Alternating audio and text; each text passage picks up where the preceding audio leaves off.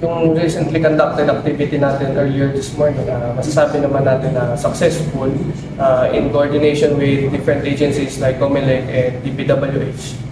Bali, nakonduct naman natin ng maayos yung Oakland Backlash, then alongside ng mga kalsada na nadaanan natin, na make sure natin na lahat ng mga campaign paraphernalias is sumusunod sa guidelines na ibinigay sa atin ng COMELEC.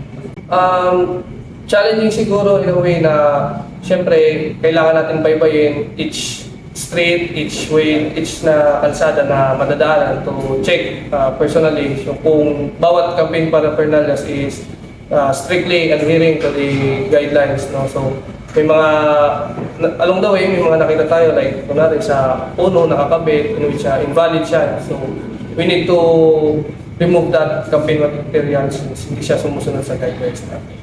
So, first for the voters, no,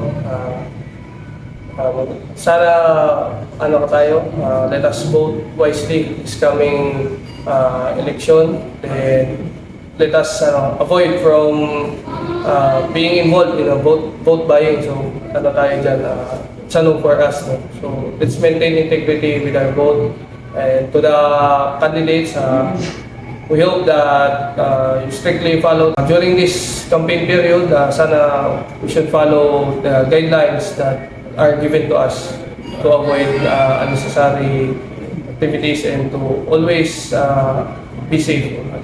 Always naman tayo dito in behalf of Katarman MPS, always welcome to address their concerns and queries. Yung ating duty desk is 24/7 open for the citizens of Northern Samar, particularly here in Qatar.